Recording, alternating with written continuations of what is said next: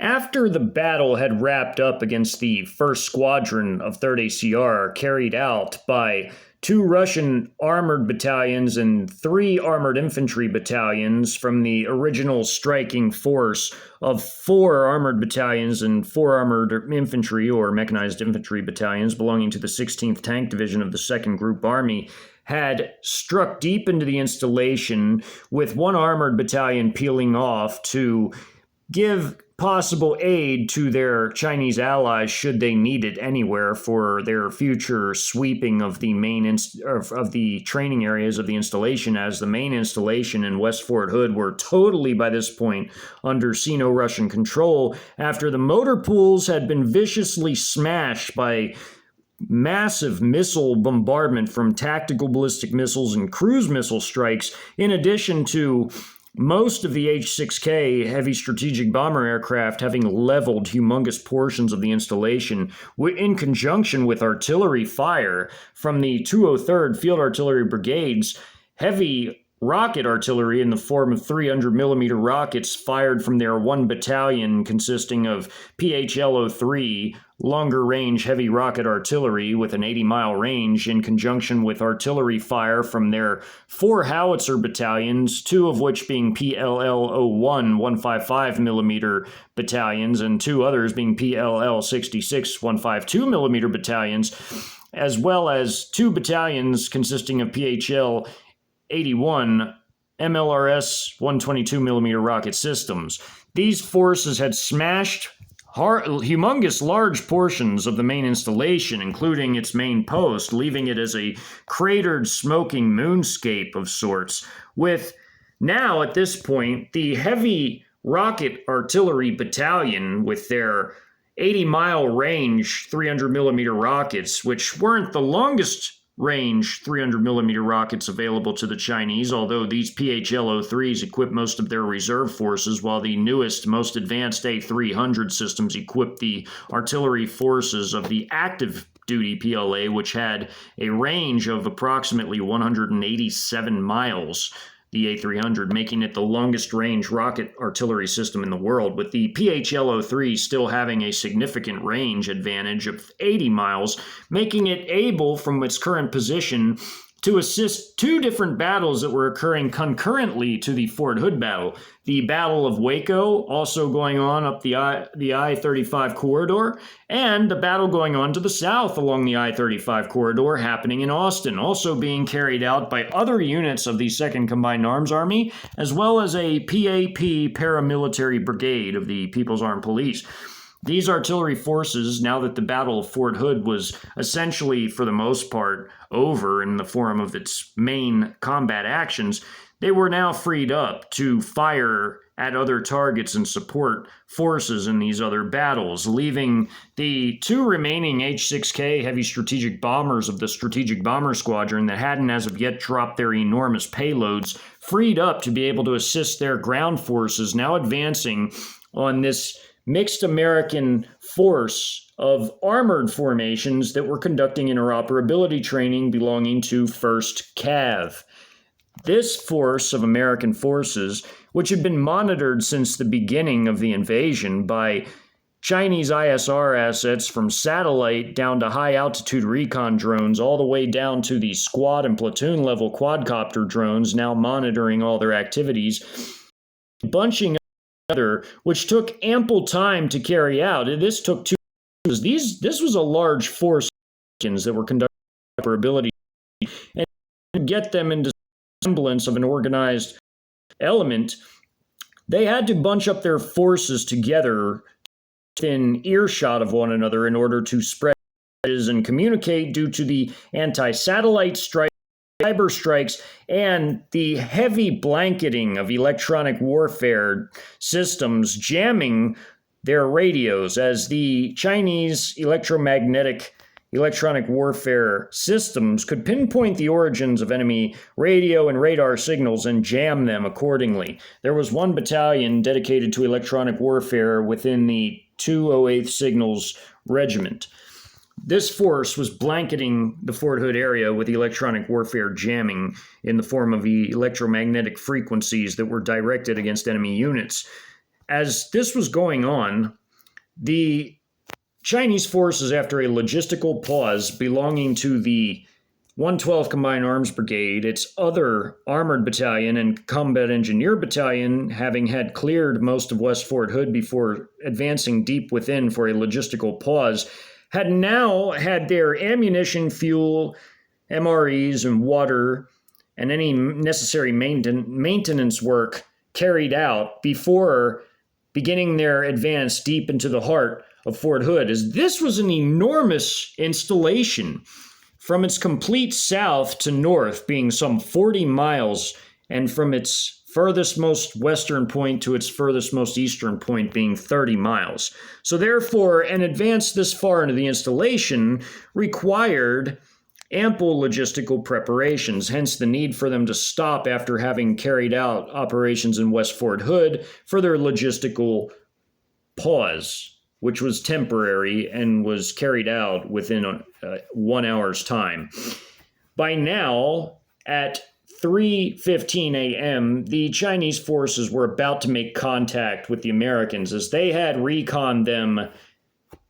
hours in advance, again, as the ISR assets had been watching them as well as all the other units as soon as the invasion had kicked off.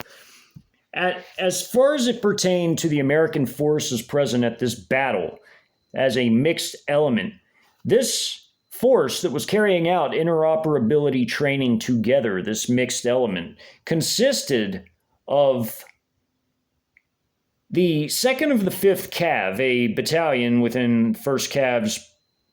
Armored Brigade combat team. And it consisted of its entire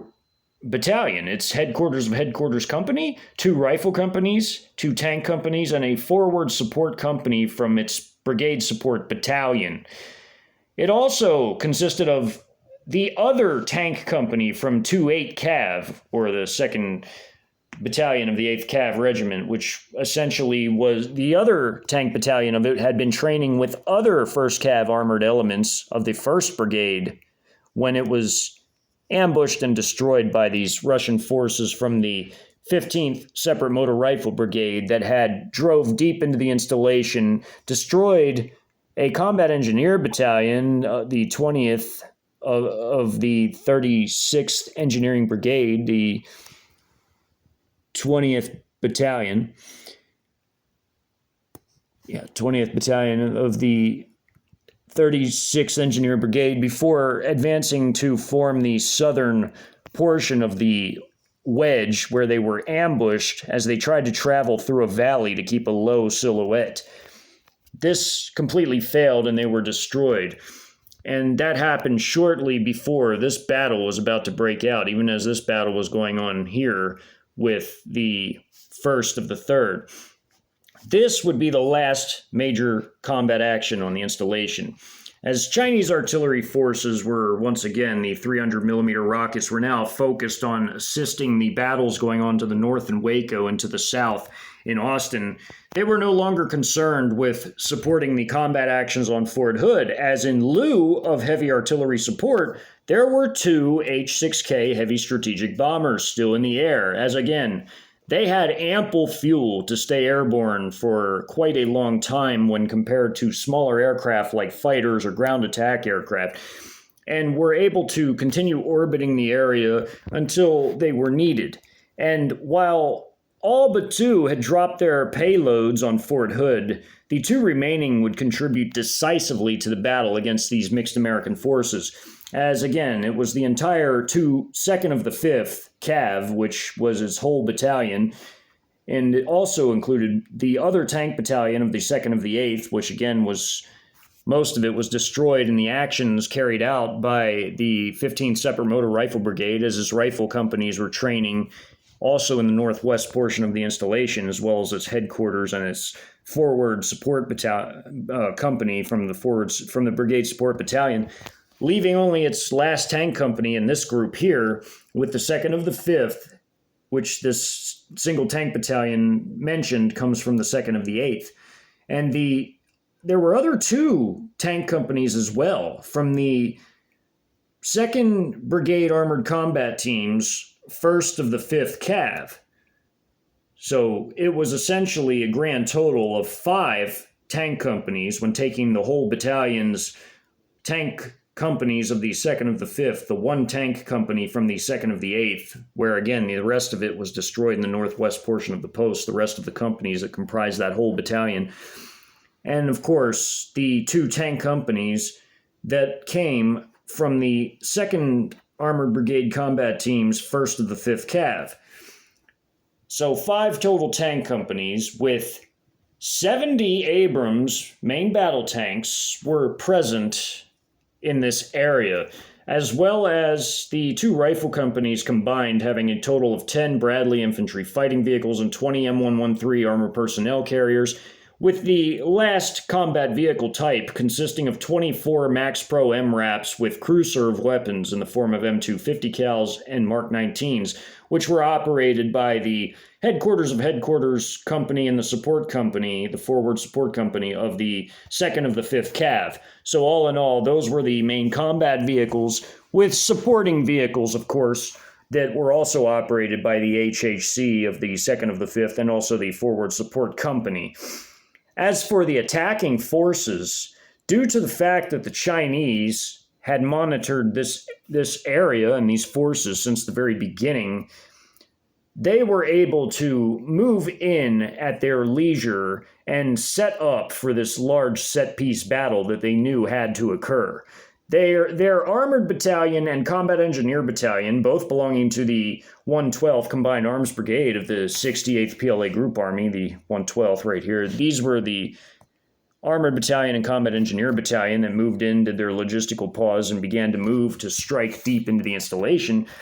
had a total of 80 Type 99A main battle tanks. They had between them 27 ZBD-04A infantry fighting vehicles between the armored infantry companies within the Armored Bttn and also the combat engineer companies. There were also a total of 81 Type 89A armor personnel carriers between both battalions, in terms of combat vehicles being mentioned, and there were 20 AFT-10 anti-tank vehicles, which each could carry 8 HJ-10 missiles apiece. The HJ-10 missile was a large and devastating and long-range anti-tank missile that had twice the range of the American TOW system. It had a grand total range of 6.2 miles and was an enormous anti-tank missile. The GCZ-112 armored engineering vehicles consisted of 21 total, and all of those equipped the different platoons of the armored engineering companies that comprise the Armored Engineering Battalion. There were also 2 Wing Loong 2 armed drones at this battle, which were also armed with the HJ-10 anti-tank missiles, 12 per drone. Also, again, were the 2 H-6K heavy strategic bombers, being the last to drop their payloads, as the rest of the bomber squadron had already jettisoned their munitions earlier on in the battle, leaving the last 2 orbiting the battlefield until they were called upon. Due to the fact that this was the case and 2 of them could be dedicated to this fight, the artillery in the form of the heavy rocket artillery was utilized to the north and the south, that being the reason for it. There were also the volley of 48 Ch-901A loitering munitions that were fired by the Headquarters Battalion of the 112th Combined Arms Brigade in Nolanville, just within range of the central portion of the post, to support their combat battalions now moving in to engage these forces. These 48 Ch-901As would also make a decisive contribution, as they were armed with heat warheads, or the high-explosive anti-tank warheads. Chinese drone and satellite-based ISR assets located and heavily monitored these American armored forces, now having concentrated their forces after having earlier been more dispersed during interoperability training. This made it both easier to destroy these forces in their concentrated form via a mixture of heavy strategic bombing, loitering munitions, armed drones, and ground-based fire, although it also presented a situation in which the American concentrated firepower could potentially do some damage to the Chinese ground forces during a set-piece engagement, within which American tanks firing depleted uranium ammunition, for instance, could conceivably destroy a Type 99A. Although the Type 99A main battle tank had some of the strongest tank armor of any modern main battle tanks, being a tungsten steel alloy, including with some of the best explosive reactive armor and or NERA applique armor, which was non-ERA armor, which was just extra armor plating, applique armor, add-on kits available, and a trophy-like system able to defeat anti-tank guided missiles, which would essentially, as the missile came in, blast them before they could even detonate and hit the tank. Certain quality tank ammunition, such as, again, depleted uranium shells, could penetrate. Seeing the Americans, long before the engagement, via total ISR dominance, Chinese forces of the attacking Armored Bttn and Combat Engineer Bttn, both of the 112 Combined Arms Brigade, were able to maneuver their comprising companies into place for battle, utilizing and leveraging all their range advantages and air power to the fullest extent, as the Armored Battalion's anti-tank company with AFT-10s sat back 2 total miles from the American positions, able to fire a total of 160 HJ-10 anti-tank missiles at a time from its 20 AFT-10s, able to even fire them over their own lines safely to hit the American vehicles. These missiles had a 6.2-mile range and were highly destructive to tanks, personnel, and even buildings alike. 2 Wing Loong 2 drones, able to carry 12 air-to-ground weapons per drone, were likewise armed with HJ-10 missiles and sent into combat against this fairly large American force. Most destructive of all, however, were the last 2 H-6K heavy strategic bombers to drop their payloads, which would both smash the entire American companies to pieces. As in, both of these aircraft would smash whole American companies to pieces. Going to the map of the battle, by this point in the fighting, the Chinese Armored Battalion had essentially concentrated its firepower to match the Americans, while also sending 2 companies of armored companies on the flanks to maneuver around American forces, while the 2 armored companies in the center fired volleys of tank shells, which were able to be guided by the company, platoon, and even squad level ISR assets in the form of the quadcopter reconnaissance drones. As Chinese ISR assets, their AI, battlefield data processing network, and combat data links in each and every vehicle, and even held by platoon sergeants over the platoon level, and even squad leaders, were all linked together, which made firing weapons extremely precise by any type of ground vehicle, any type of groupings of soldiers, and also, of course, air power and drones. As these forces moved into place, they were fighting an enemy that likewise had very impressive firepower arrayed against them in the form of their M1A2 Abrams main battle tanks. Although these M1 Abrams had very impressive guns in the form of their rifled 120mm main tank guns, which were license produced based off the L44/L55 Rheinmetall gun, which was a very good tank gun, the Chinese likewise had a very potent tank gun. And their 125 millimeter tank guns had a very good range of over 3 miles and could also fire ATGMs, which the American tanks could not. And these ATGMs had a range of 5 miles, able to hit American tanks well before the American tanks could even fire back or even know that they were there. And as American ISR assets were totally gone, leaving them essentially deaf, dumb, and blind, the Americans were essentially maneuvering themselves into a trap, as again, it had taken them literally 2 entire hours to get their full battalion in some semblance of order in terms of how it was organized, having to go vehicle to vehicle, literally, and spread messages by word of mouth and get these armored forces grouped together and able to be able to even put up a fight. And as in this particular segment of the much, much larger battle now unfolding, there were 4 of 5 American armored companies present, American tank companies. One company was in this corner right here. These are the 2 command tanks of the headquarters platoon. One company was right here, another company here, and one advancing down the middle, which was immediately hit by Ch1nese loitering munitions, as there was a large quantity of Ch1nese loitering munitions, with 20 pictured on this map alone, when the other 28 further off map hitting targets behind these American armored companies.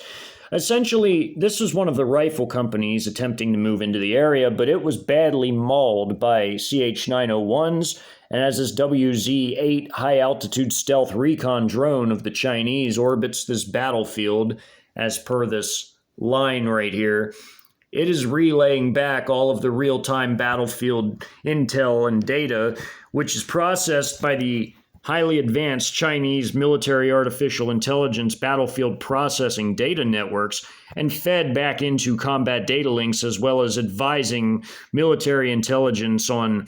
what types of reports to file and what types of advice to give to commanders in order for commanders to make more flexible and much more rapid decision-making as it pertained to how they deployed their forces in the field with the help of this AI. It updated them by the second on changing battlefield conditions and allowed decisions to be made far faster than ever before. On the very end here, on this range road, this Chinese armored company, leaving its headquarters company behind, is advancing with its 4 tank platoons of 5 tanks apiece. It's being fired upon by American armor, which the Americans, for their part, managed to get off a few shots and made them count, as these armored companies were firing a volley of shells in the form of indirect fire a mile across the battlefield, hitting in front of and sometimes hitting Chinese tanks and doing minor damage to them if they were using standard heat rounds and different types of ammunition, with only the DU rounds really making any sort of difference, as the Chinese, throughout this entire exchange of fire, did lose several tanks. One company lost 1 tank, another company lost a tank, and this third company over here lost a tank, leading its column around to basically go off map and surround American forces. As right behind these American tank companies here off the map, the rest of the battle consisted of these 2 H-6K heavy strategic bomber aircraft flying over the HHC, the forward support company, and one of 2 rifle companies belonging to the 2nd of the 5th Cav, as well as the other tank company, which not pictured here, belonging to the 2nd of the 8th Cav, the tank company that was the last surviving company of the 2nd of the 8th, as the rest of their companies had earlier been destroyed by the Russian 15th Separate Motor Rifle Brigade as they rampaged through the northwestern and central portion of the installation, having destroyed the 2nd of the 8th's other tank company in this battle with mixed American armored units that were doing their interoperability training together there. As the forces here at this battle had been doing their interoperability training, the lack of communications caused them to take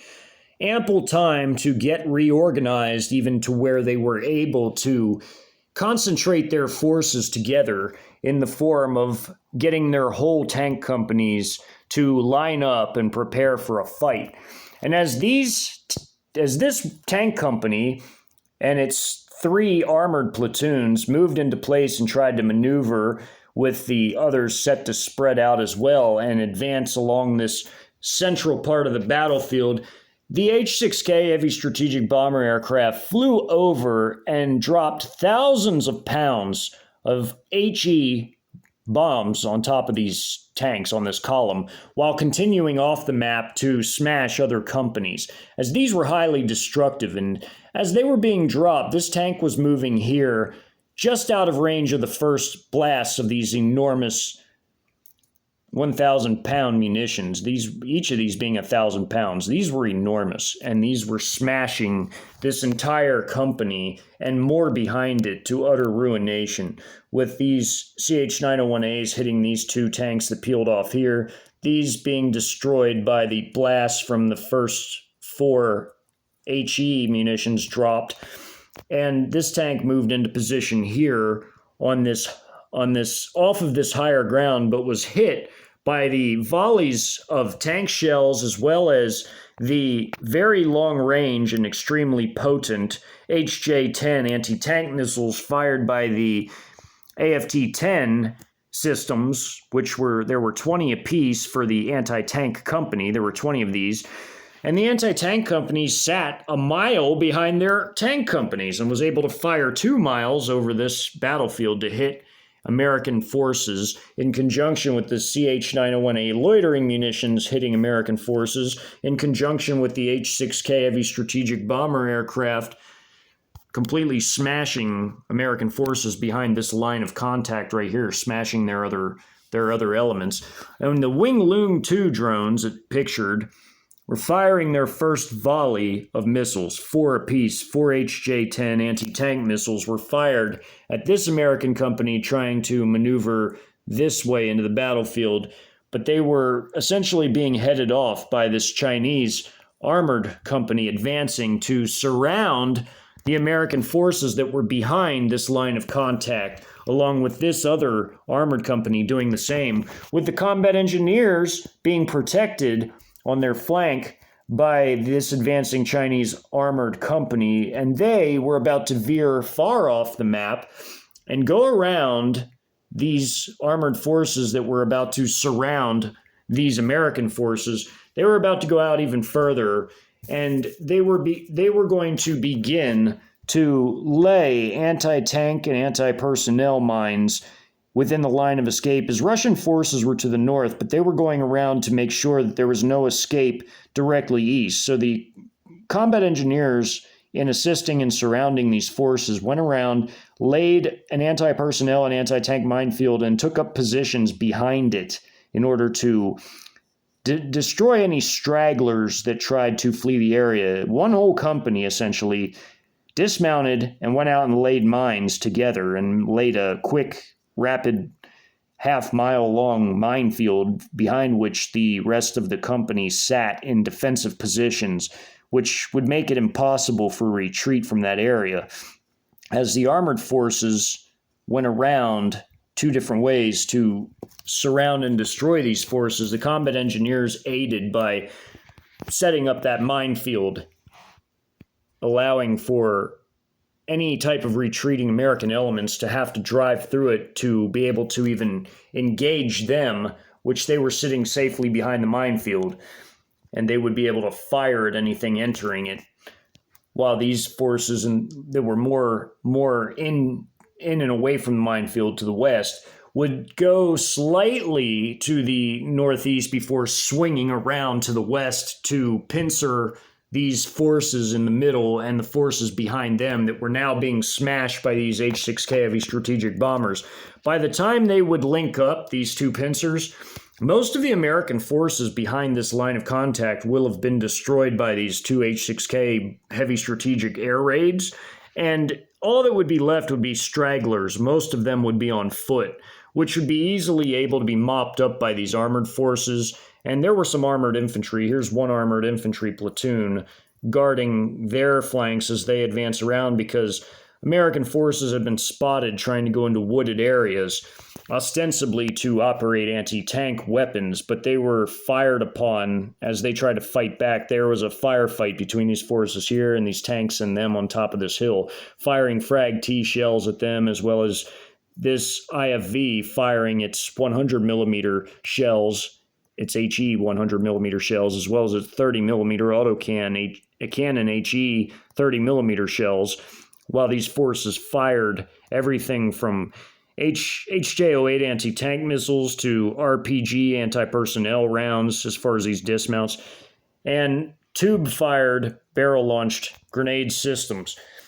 As these forces went around and they lost one tank to tank fire, they fired back from this angle, and they were firing back from this angle. As their guns were oriented in two different directions, they were able to fire this way, and if there were any Americans this way, they could fire this way as well, but this is more just to ensure 360-degree security as their column advanced slightly to the northeast before hooking around to pincer these forces. And where they would meet up, these two armored pincers, behind them to the north would be the Russian units that had set up position early on to ensure that this large force didn't try to move further north. So these Chinese forces, where they would meet, they would be backed up behind them further north by the Russians. So essentially, this battle was a battle of entrapment and annihilation, as all these Chinese tanks fired upon their American counterparts, and the Americans attempted to maneuver and fight back and fire on the move while these forces were firing on the move. They lost huge numbers of tanks as extremely accurate drone-directed fire came in upon them from the tanks, as the tanks could fire over the terrain as there were hilly terrains and wooded areas. If they couldn't see the Americans, their drones could see them, which meant that their ballistic computer and their fire control system could hone in on these forces and destroy them with the drone-directed data. So therefore, with the combination of the H-6K heavy strategic bombing raids coming in on two sides, laying down enormous, many thousands of pounds of HE munitions, along with the CH-901A loitering munitions coming in and annihilating tanks right off the bat, like these four here, and this one moving up getting hit by an HJ-10 from a missile fired from another mile away, being 2 miles, fired at them from there, drone directed, as well as this tank taking tank fire and being destroyed. These forces of this rifle company's platoon trying to move in to support the armor getting destroyed by loitering munitions, as well as HJ-10 anti-tank missiles, tank shells. These systems essentially were all firing at the same targets. There were tanks on the American side that got hit by tank shells, loitering munitions, and also HJ-10 anti-tank missiles fired by AFT-10s from the anti-tank company, all at the same time. And the H-6K heavy strategic bomber aircraft, both of which wreaked havoc behind the line of contact right here. They wreaked havoc, and they destroyed the rest of the companies. In addition to this one whole tank company that this one destroyed, they destroyed the other tank company, the other rifle company, the HHC of the 2nd of the 5th Cav, the forward support company of the 2nd of the 5th Cav, and again, the other tank company. While these 4 tank companies up front were being destroyed by tank shell fire, CH-901A loitering munitions, Wing Loong 2 fired HJ-10s, HJ-10s fired from AFT-10s, which were 2 miles away from the Americans, but 1 mile behind these Chinese tank companies. And the tank shells, of course, all combined completely wrecked these American forces who had lined up to try to fight and put up a good fight against the Chinese, which, for their part, it can be said that the destruction of 3 Type 99As was, considering all the odds stacked against them, was actually quite a feat, considering that they lacked ISR assets, they had no air power, they had no air support, they had no artillery support, they had no way of knowing exactly where the Chinese were, other than those that they could see, and they were being attacked from the air by armed drones and massive heavy strategic bomber aircraft, as well as being fired at by extremely long-range ATGMs, including anti-tank guided missiles fired by some of the tanks at targets behind this line, and shells that could fly over 3 miles at targets behind the line. These forces were just completely mauled. And although this, due to the size of the forces being engaged, this battle would actually last a total of 45 minutes when counting the time it took for the combat engineers to get in position, lay their anti-personnel and anti-tank minefield, their half-mile-long field laid by one whole company of dismounts doing that, while the tank forces pincered around whatever remained of the American forces to be able to surround and either capture or annihilate the survivors. And the fighting going on here, which the fighting here in particular was not very long. This fight right here between the armored forces trying to maneuver and attack throughout this battlefield really only lasted a mere matter of minutes, lasting approximately 25 minutes from beginning to end, with the last amount of time, essentially the final 15 minutes of merely the pincering of these survivors and the capture of many of them, as most of the survivors that were now dismounts as their vehicles had been targeted,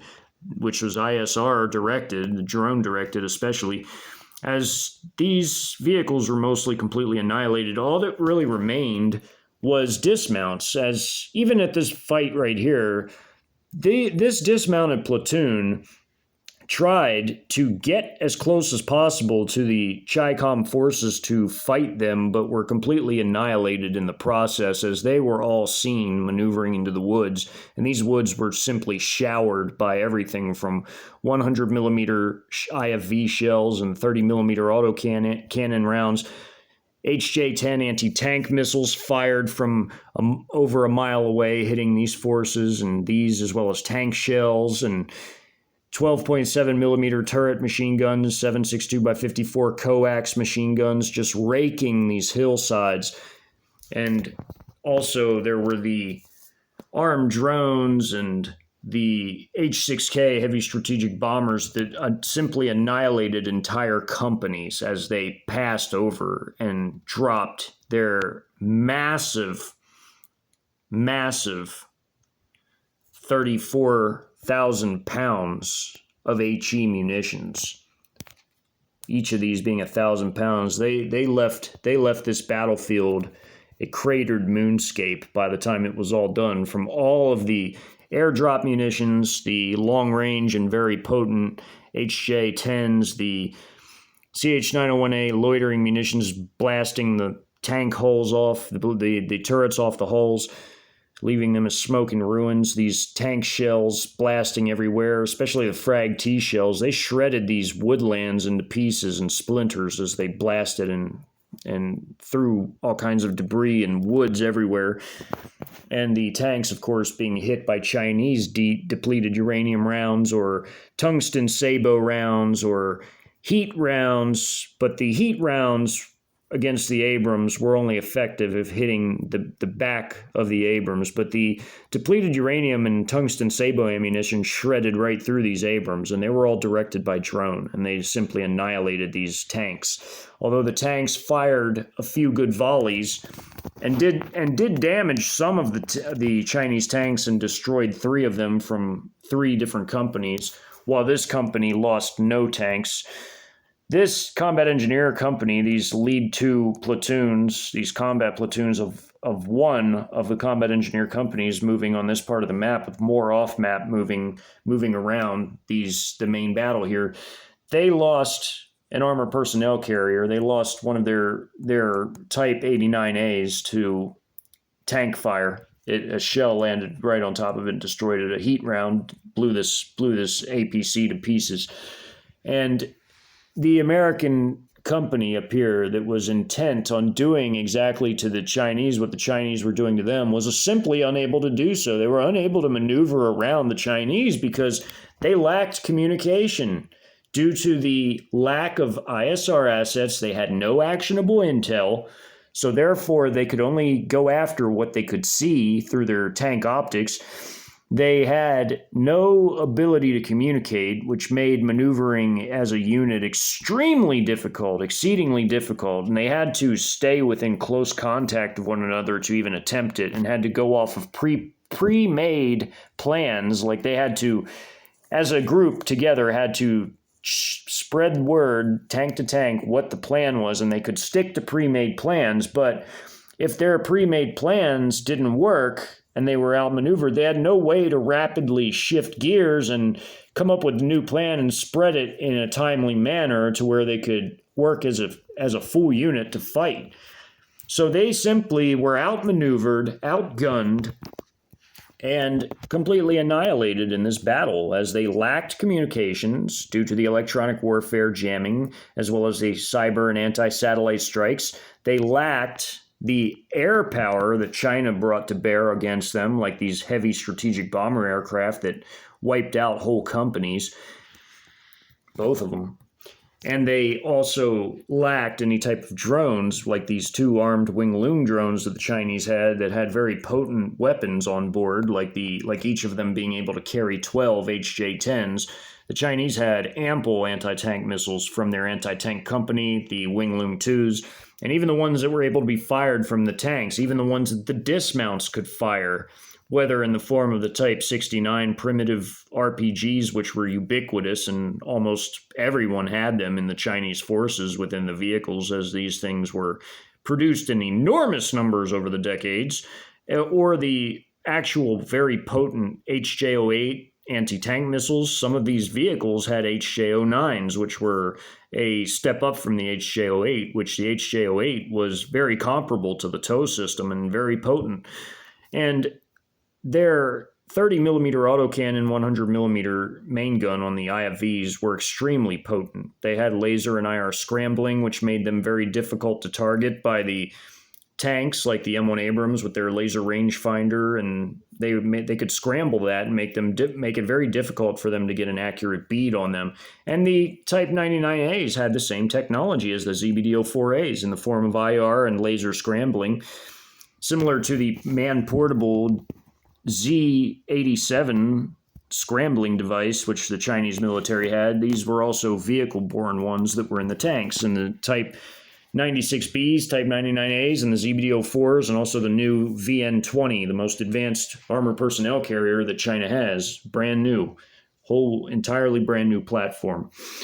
These vehicles were very powerful. The Type 99A, quite possibly the best main battle tank in the world, by virtue of its stats, of its the technology incorporated within it, its level of armor protection and upgrade kits, whether ERA or NERA, or whether by virtue of its weapons system, its brand new ballistic computers and combat data links, and also their fire control systems. These were very impressive main battle tanks, very powerful.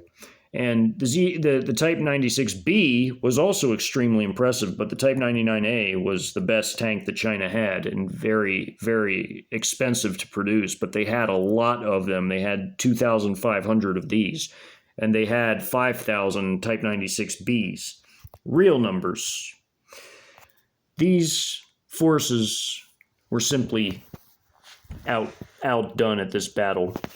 And they were maneuvered around as these CH-901As and HJ-10s came in and annihilated these tanks of this company here, with tank shells hitting these tanks as well,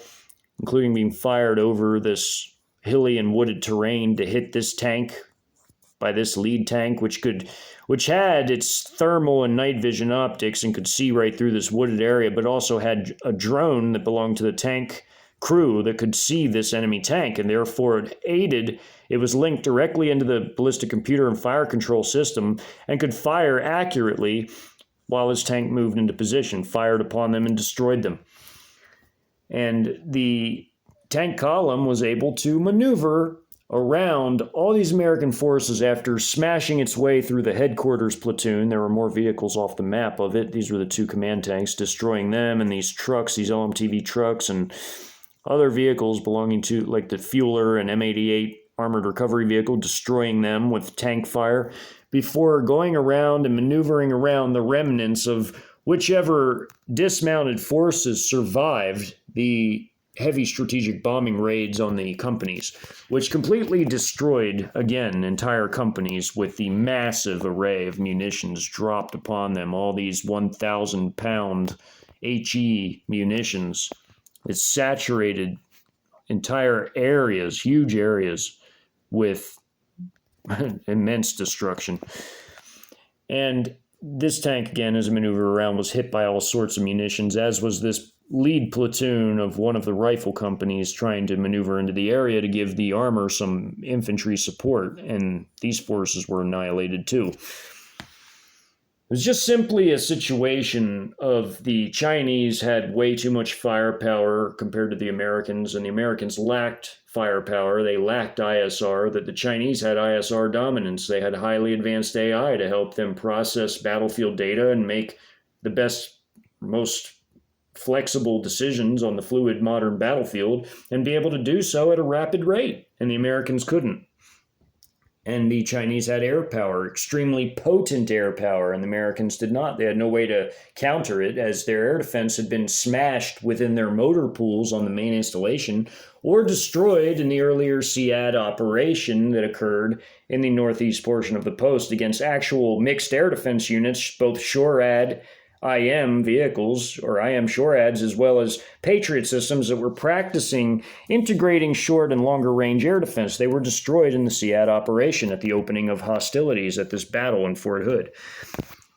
Scenes like this were commonplace across the battlefield as dead troops lay all throughout it, having been wiped out, as well as vehicles, by tank shells simply ripping through them and rolling vehicles over if they were lighter, blasting them and throwing pieces of them and body parts everywhere, like this guy missing limbs, tires ripped off, tires shredded in this area, guy rolled over on this guy, crushing him. The tanks advanced and they pincered the American forces, and the remainder of those armored forces that was even left alive mostly surrendered. But though there were a few pockets that had made attempts to put up armed resistance, but they were quickly crushed as loitering munitions came in and hit groups of them hiding in the woods, or hit the vehicles and destroyed them. This one was destroyed by a tank shell with this huge gaping hole in it, and the fire starting to melt parts of it. And of course, got the turret gunner with the hatch open, firing his 12.7 millimeter heavy machine gun, where this missile just hit from this Wing Loong, firing their massive HJ-10 anti-tank missiles into this wooded area. There's Americans back here trying to fire, and these missiles are about to impact. as well as a tank shell being fired from this 125 millimeter massive tank gun. See all the brass from the shell casings from the 12.7 just rolling down the tank.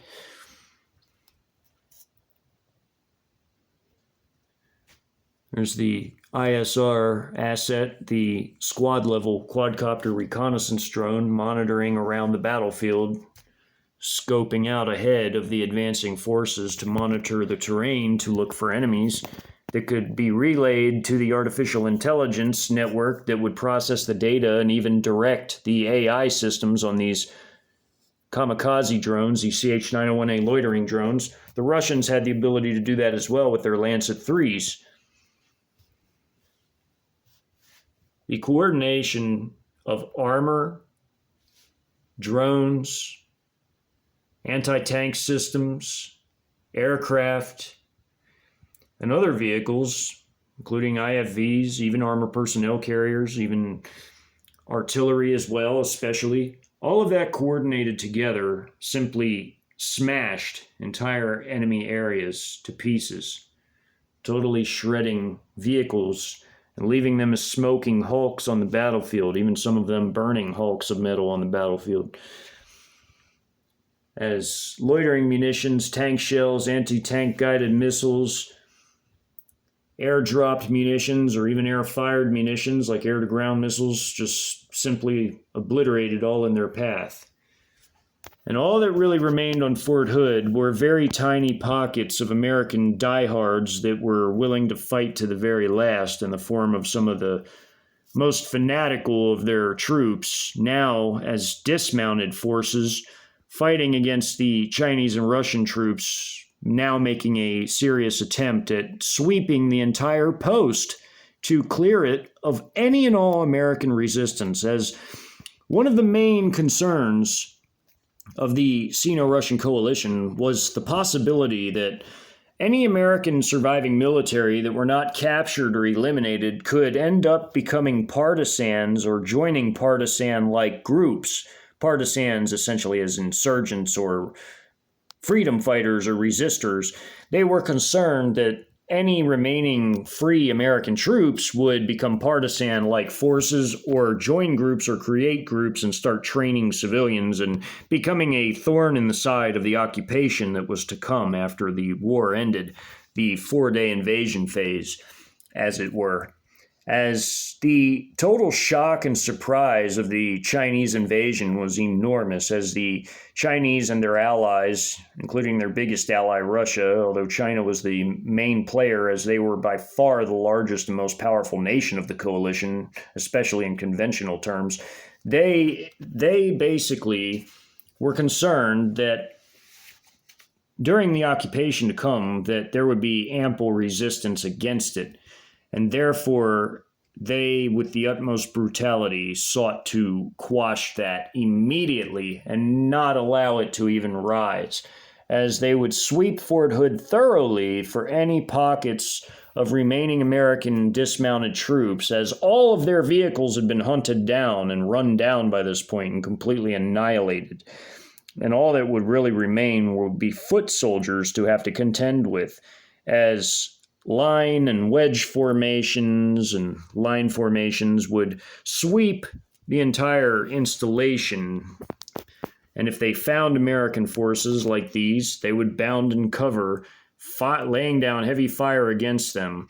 and calling in for additional fire when and if necessary. Although, for the most part, the remaining American forces left alive on the installation that hadn't as of yet been found would mostly either be captured or annihilated by simple ground troops or vehicle-based troops, as artillery fire by this point wouldn't even be necessary, as the small groupings of American troops that would remain would be usually squad level or even smaller, like individual troops here and there, or maybe a pair of troops here and there, but rarely there would be a platoon or even a company-sized force of mixed unit troops that survived the different battles that occurred on the installation, and therefore they would be engaged and either destroyed or captured, as the battle would continue on after this major last battle had ended in the middle of the post, with the entire 2nd of the 5th having been destroyed, along with the final vestiges of the 2nd of the 8th, which was the other battalion that had forces training in the northwest portions of the installation that the 15th Separate Motor Rifle Brigade had overrun and destroyed. The 2nd of the 8th also had its other tank company as part of this mixed force here that had just been engaged and destroyed by the Chinese armored forces, as their tanks had laid heavy fire upon the American forces and completely encircled them with 2 of their tank companies, while 2 other tank companies and their anti-tank company a mile behind them with the headquarters company, as the headquarters company stayed well behind them with the anti-tank company, fired their AT missiles at all these different American forces that were drone directed and fired with extreme accuracy. And the armored infantry forces stayed close to these 2 lead armored companies in the center to offer them any necessary infantry support if needed, as armor and infantry work well hand in hand, of course. The combat engineers, again, went off and did their own thing, laying a half-mile long minefield, with one company doing that and the other setting up behind it, setting up defensive positions in a defensive posture to fire upon any stragglers that attempted to wander into that minefield, with other Russian coalition forces even further north of where the 2 tank companies completely surrounded and pincered the area with these forces down here, with this tank company, and the 2 armored infantry companies comprising the base of the encirclement. And they would move forward and sweep the area as these 2 armored companies had gone around to lock it up and close it off. And therefore would end the battle at Fort Hood. These were range buildings, but they'd been freshly destroyed by tank fire and tank shell fire, so they're smoking. So this was a gravel road that went off the main range road that went through this area here, and this was a gravel. This area was another training area, but it wasn't being used at the time of this battle. There were other training areas off to the north, which this range road led to on this side. And the range road that went this way went around on the other side. But this big battlefield in the middle was where the biggest tank-on-tank battle of the entire Battle of Fort Hood occurred, where 70 American tanks faced off against 80 Chinese tanks. And although 3 Chinese tanks were lost, there was 1 lost in each of these 3 different companies, which was well dispersed and not that big of a deal for the Chinese. It was still impressive that the Americans were able to destroy anything with the odds stacked so heavily against them, with the sheer number of loitering munitions, the pulverizing air power, and that included these 2 Wing Loongs, and the anti-tank missile salvos that could be fired 160 at a time by all of the 20 AFT-10 vehicles. Each one carried 8 missiles apiece. It was simply, there was no chance, as these were some of the best tanks in the world, if not the best. And although the M1A2 was a great tank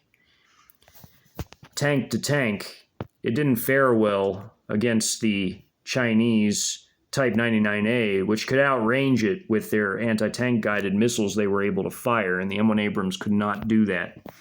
Plus, all of the protection and technology in these tanks was actually better than that of the M1 Abrams. The M1 Abrams didn't even have a trophy system like these tanks did. These had active protection systems, as well as, of course, the standard passive protection systems. They had all kinds of scrambling devices, IR and laser scrambling, which made them exceedingly hard to target these. But when they concentrated their fire, even in an indirect way, they did manage to get a few that they could see through their optics. They got a few. You got one here, and they got this one here, and thus ended the battle. Chinese casualties were relatively light, as they only lost 4 total vehicles, one of the combat engineer companies losing an armored personnel carrier filled with combat engineers, essentially losing 12 troops here. 3 troops were lost in this tank,